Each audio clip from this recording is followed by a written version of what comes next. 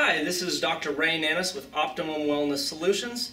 Today we're going to continue our discussion on the Owner's Manual for the Human Body.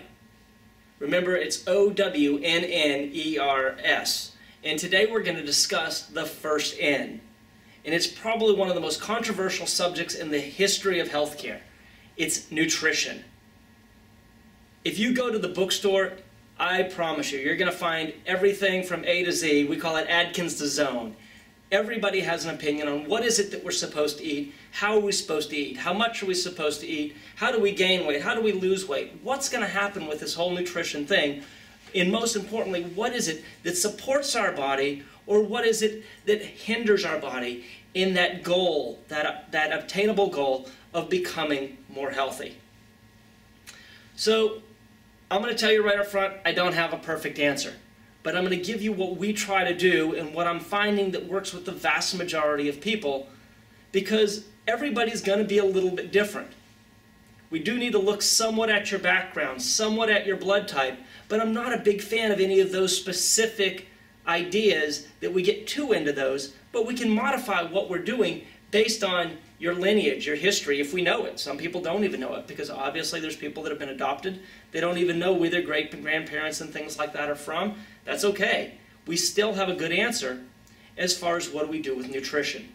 So what I've looked for as I've studied a lot of diets, and there's no way that I've looked at everything that's out there, what I've looked for is what is it that the vast majority of the gurus in the diet realm agree upon. And although there's not a whole lot, there seems to be a couple of things that I think that they do agree upon. And that is that our body was designed to eat food that came from natural sources. When we look at food, we want to go back to the dirt. What do I mean by that? We want to look at what did the soil contain, how healthy was the soil, and what came from it. Because whatever we eat, one way or another, was grown.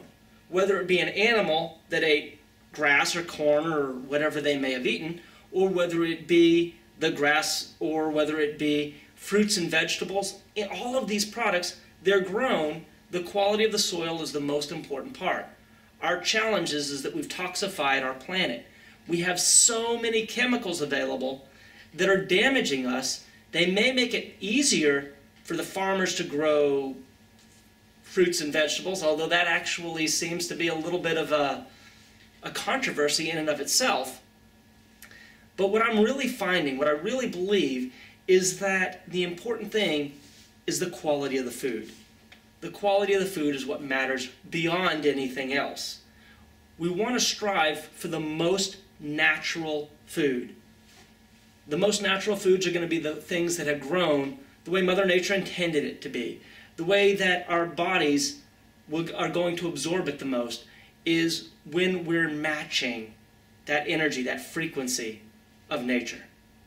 How do we do that? In today's standards, in today's environment, we do that predominantly by what we consider the organic lifestyle. We want our bodies to have as much organic fruits and vegetables as possible. What are we supposed to eat?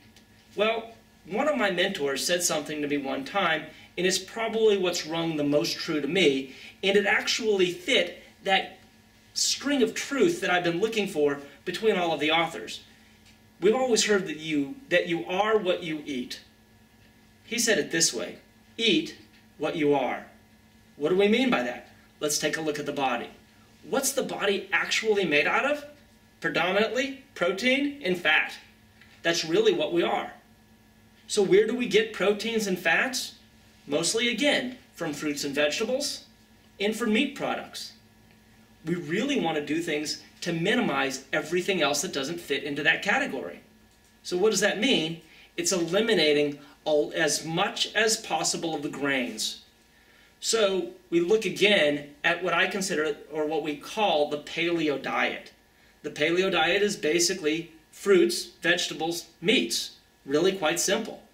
Now, do you have to be perfect with all of that? I don't think so. We're actually filming this just a few days away from Thanksgiving, and I'm going to tell you, Thanksgiving Day, I'm probably going to cheat a little bit. That's okay. But we're going to do our best most of the time, and that's probably the key to be able to have as healthy a diet as possible. So the goal in most of our diet, if we were to take a look at our plate, we want somewhere in the neighborhood of 60% of our plate to be fruits and vegetables. The rest of it should basically be meat products. Now, if you are going to have things like breads or milk products, there's nothing wrong with that once in a while, but take it away from the meat portion, not the fruit and vegetables.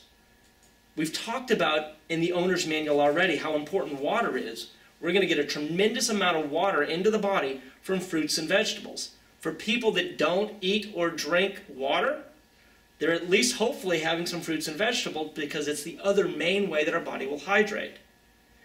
But with fruit, vegetables, and meats, we're going to be giving the body exactly what it is. It's fats and protein. That's really what we're made out of. Even if we ate absolutely no carbohydrate, our bodies will make glucose, and that's okay. That's what we need to run our brain.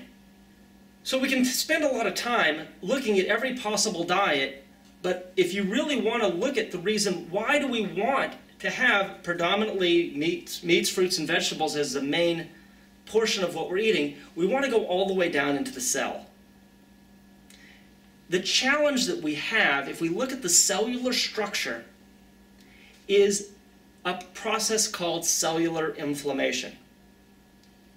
Now, we're going to be talking about cellular inflammation in a much greater detail on a later video, but just to touch on it a little bit, everybody at some point or another may have had inflammation maybe in a shoulder or a knee or somewhere in their body where you bumped or bruised it. That's inflammation. It's where the body's using extra fluids to help something heal or to cover or to protect something that's been damaged. One of the big challenges that we take a look at is that when we have a systemic inflammation, for a short period of time, that's totally okay. Our body's designed to do that at a time of extreme stress, to where we could have a systemic inflammation. The challenge is, if we're continually stressing our bodies by having a systemic inflammation on a chronic level, our cells stop working the way that they're supposed to.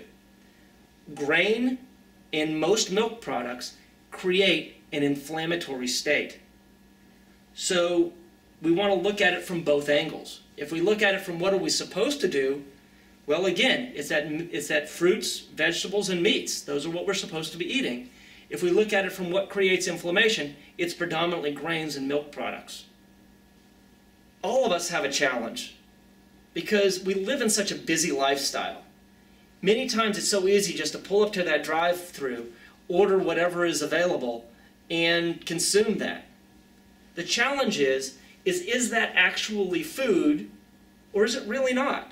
And many times we discover that most of the things that we can get from most fast food restaurants really aren't a good source of food.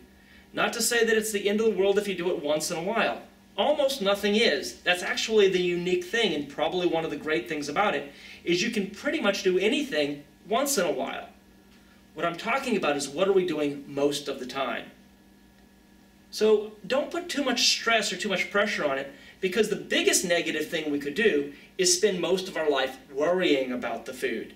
The emotional connection to it can actually cause more problems than what we're eating. Make the best choices that you can financially, make the best choices that you can time-wise. It does take time to eat food. Most food that's good for us requires us to chew. Think about how much effort it takes to eat a candy bar versus how much effort it takes to eat a salad. It's a bit more to eat that salad, of course.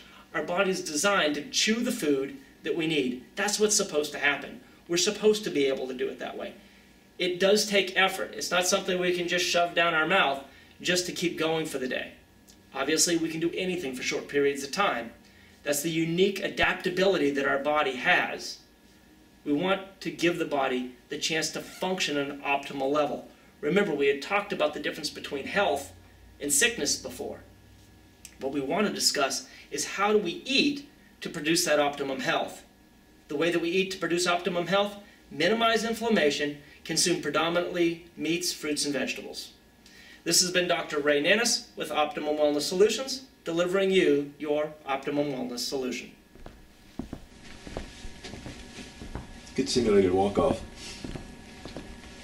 I can put some clomping noises, a little echo, a little door squeak and slam. That would be cool. Yep. Okay.